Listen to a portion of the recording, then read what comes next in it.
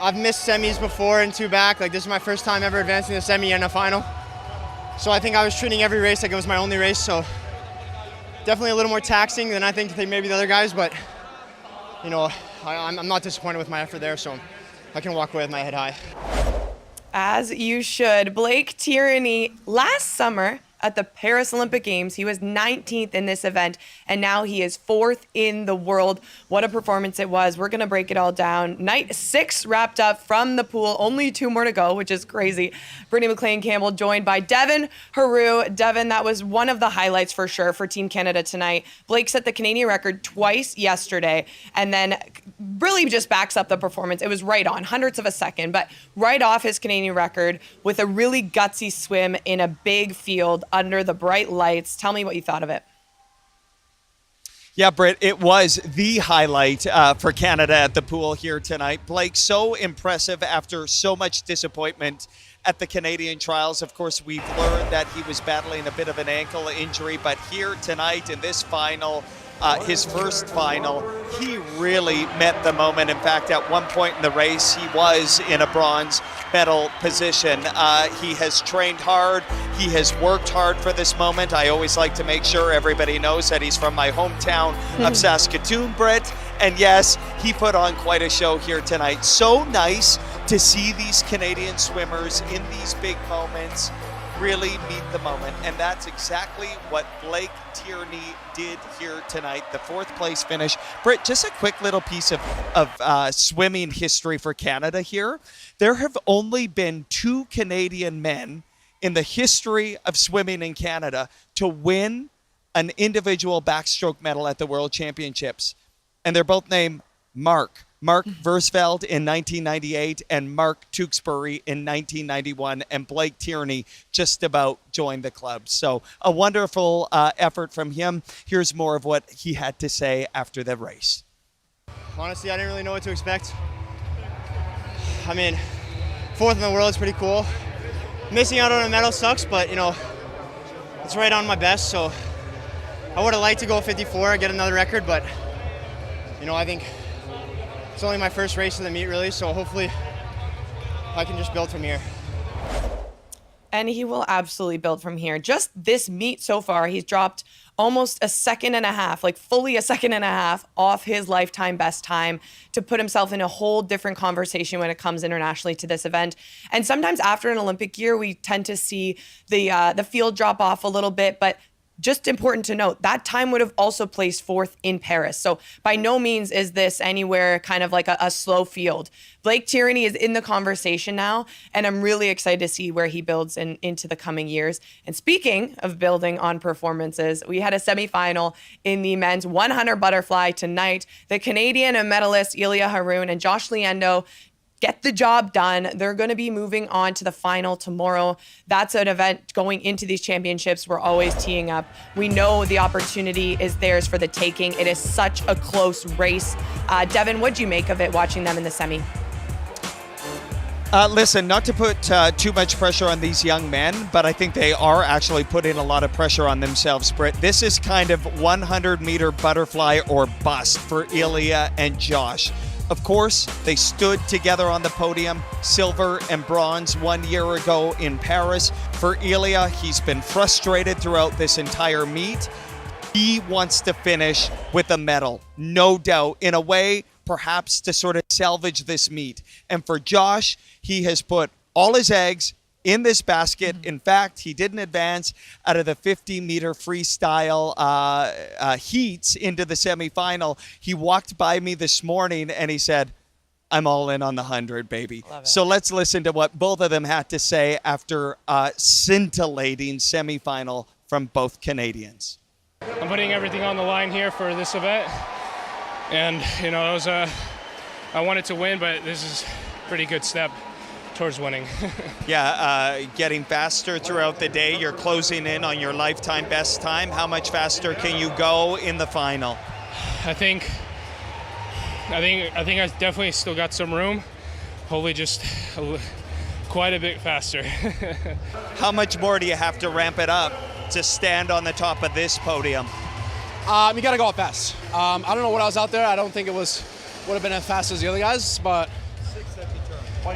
Yeah, I got to send that first 50 tomorrow, so that'll be the plan. Well, they sound like they are ready and they have prepared for this moment. By the way, Devin Heroux is still with us. I know the visual is a little bit choppy, but he can hear us, he can see us. So we're going to keep the conversation rolling.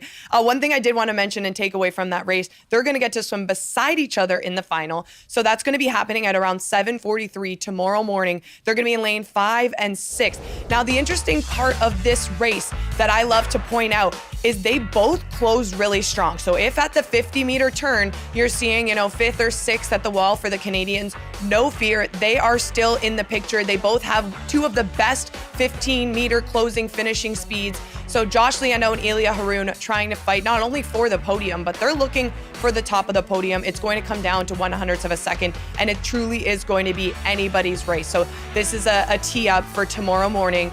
It's going to be exceptional, and the 2 Canadians have a shot at doing something special there. So more to come. Looking forward to that race. But we are going to move on because there was a special kind of moment for Ingrid Wilm. She was in the semifinal tonight in the 200 backstroke. Unfortunately didn't advance through to the final. It by no means was an expectation necessarily. Always nice when you do advance. This was a bit of a new event to her lineup. We know her more as a sprinter, but she had some great perspective after that semifinal. So we're going to toss it to her interview. That was definitely my first long course backstroke best time, I want to say, since like 2022. So, I mean, I know it's in my 200, but when I went that time, that's when I went the 58.8 for the 100 back. So it's kind of building confidence in the hopes that if I do get the opportunity to race the 100 back for maybe the medley relay prelims, maybe I can throw down a sneaky best time again, which would be really nice. But going to best time again it definitely felt good, especially after the frustration of last night. To that point, it can be a complicated relationship with this sport sometimes. Yes. What are you learning about yourself here in Singapore? One thing I did note last night, and I have talked about this before, it's kind of conflicting in the way that I was disappointed, but I was happy I was disappointed. I've had a few races where it wasn't great, but I was okay with it. So being disappointed again meant I still care and I'm still in it with this sport. So as much as I was disappointed with it, I was happy to see that I was disappointed. It meant that I did expect more of myself, and I want more of myself, so happy to build on it for next year. And what a position to be in. All these athletes, naturally, you're going to want more no matter what. We saw it last night for Summer McIntosh. But then it's really cool when they're able to turn that perspective into what a privilege to feel disappointed, because that means I've put a lot of work into this, and that means I want this really badly. Well, speaking of really badly and somebody who wants something really badly, we're going to tee up the showdown of the century. I know Devin Heroux is thrilled to chat about this one. The women's 800 freestyle is going to be happening tomorrow morning. The heats were today, very comfortably through to the final, going to be beside each other. Katie Ledecky versus Summer McIntosh. Lay it out for me, Dev. Britt, I don't know if you can see me, but I am already buzzing here inside the championship pool. And when that race goes here on Saturday night, Saturday morning, 8:20 a.m. Eastern time, back home in Canada, I will be pacing exactly where I am throughout, I'm going to say about 8 minutes and 3 seconds, perhaps, of that race. Listen, they are both at their peak superpowers right now, and isn't that what you want? Katie Ledecky putting down a really good time in the heats. I think that was a bit of a signal that she is ready, and if you're going to take this thing away from her, you're going to have to earn it. And Summer McIntosh knows it. She wants it. She wants it really bad. She cruised to the third fastest time here in the qualifying. And so now we get ready. And it just feels like Summer has been getting faster, like you said, as this meet has gone along. It is, Britt, in my opinion, the ideal circumstances for the marquee event. We have been waiting. Everybody here, the media, the fans, everybody in this pool has been waiting. And I know everybody back home has been waiting. But I just love the fact that, you know, all of the American drama and unfortunate circumstances around sickness, that Katie isn't sick. She's at peak form. Summer is in peak form. It is setting up to be the perfect situation. One of these women are going to get their hand on the wall first. And I just think it's going to be a classic, a real classic, and a race that we talk about for a really long time, Britt. I know, and you and I get very excited, Devin, when it comes to any Summer McIntosh race, but this one really does feel different. And for all the factors that you just mentioned, I love all the analysis. Standing between Summer and 5 gold medals here at the World Championships is the world record holder, the greatest distance freestyler of all time. And again, like you said, she's peaking. She's hitting her prime. She broke that world record only 2 months ago. And on top of that, she flipped to the feet in her 1500 at a time only Summer McIntosh and Katie Ledecky have ever been under. With that, though, I would love to hear what she had to say after the heat. So let's take it away. Did you get everything out of this race that you wanted to? Yeah, I think so. I'll have to see where these girls are after this heat to see what lane position I am. But going in, I just wanted to win my heat and just make it as easy as possible. Don't use my legs at all and just kind of do an 800 pull and then do some underwater kicks when I felt like it. So I've never done an 800 freestyle heats. It was a little boring, I'm not going to lie. But, I mean, I'm super hyped for the final, and the final definitely won't be boring. So I'm just glad to get that over and done with. You know, obviously the frustration of last night not breaking the world record, but you did say it's the best you've ever felt in the final. Should we read into this that your fitness, your aerobic fitness, and all of your training is really propelling you into this final now?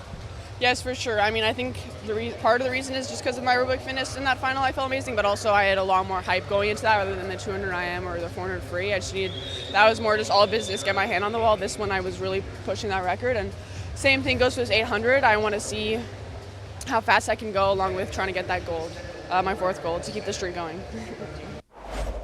She is not shy to say she wants that gold medal. Devin, one of my favorite stats about this race, because as you know, we're dialed into these stories. We're trying to find all the little tidbits possible with this race. Well, Katie has held the world record in the event since 2013. And in 2013, Summer McIntosh was 6 years old. She hadn't even started swimming competitively. Katie's been that dominant in this race since then. She hasn't lost the race internationally since the 2012 Olympic Games when she won that surprising at the time gold medal. It was a moment I will never forget as an athlete that was always looking up to Katie, but that was the start of something we weren't even ready for in the sport. And now 2 of the greatest are going to go head to head. 10 years in age separates them, but only less than a second when it comes to the speed in the pool. It is going to be everything. Devin, maybe just your final thought. What can Canadians look for tomorrow morning from the pool?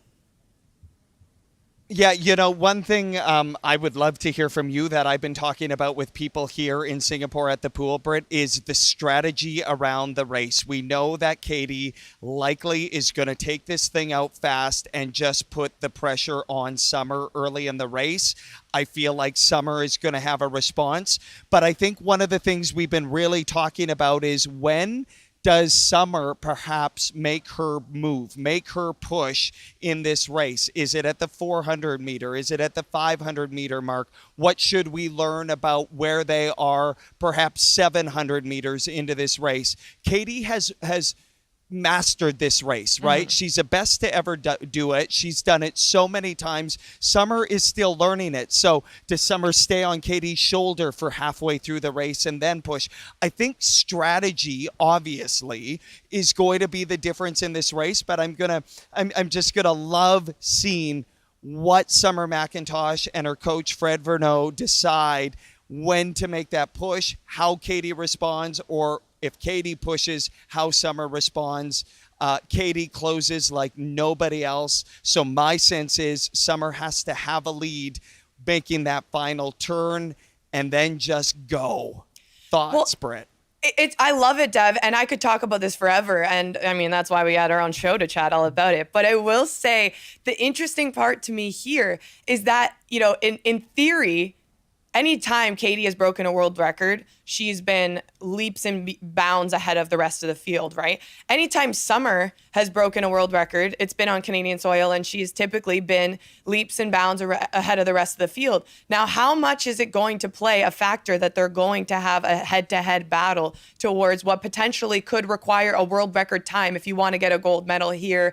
I think the fun part about me strategy-wise is knowing there's other horses in this race. Lanny Pallister is having a phenomenal meet. She's the third fastest ever. She's also going to be in there. And then Simona Quadrella in the 1500 dropped almost 10 seconds from her lifetime best. We'll know that Lanny's going to take it out really quick. So we think, okay, this race at the touch is going to be likely between McIntosh and Ledecky because they have about 5 seconds on the rest of the field comfortably. But I think really at the beginning, pushing the pace might actually be Pallister. So it's going to be such a mental battle for them to stay in their own lane because Summer's going to go in with a strategy, like you said, but there's so many layers to this mess. And that's what gets me so excited because I'm like, okay, Summer's going to have to stay. I will say Summer can't hang back. Summer's going to have to stay in this race and she's going to push the pace with Ledecky. And Pallister likely is going to push Ledecky's pace. So this is unbelievable. I'll continue to rave about it for the next 24 hours, 8:20 tomorrow morning. I don't care where you are or what time zone you're in. I need you to be awake, Canada and the US. To be honest, anybody all around the world, I need you to be awake for this duel. It is Katie Ledecky versus Summer McIntosh going head to head. The two best to ever swim this race are going to get the chance to win the elusive World Championship title. And again, we've said it once and we'll say it again. This is what stands between Summer and the 5 gold medals here at World Championships. I cannot wait. Devin, Heroux, so much more to come. Also a quick kind of promo for tomorrow, but we have that men's 100 fly and we never want to discredit that one because it's going to be a really exciting final, arguably the most exciting final night in the pool or finals session in the pool for the Canadians. It is electric. Make sure you are up. Make sure you have your cereal bowl of coffee. I also know Devin Heroux might have a media race to tune into for us to take a little bit of analysis on as well. So tons to come tomorrow. Devin, we're so grateful for your time. Have some rest tonight because we will get set for a big day at the pool tomorrow. Cheers. Buckle up.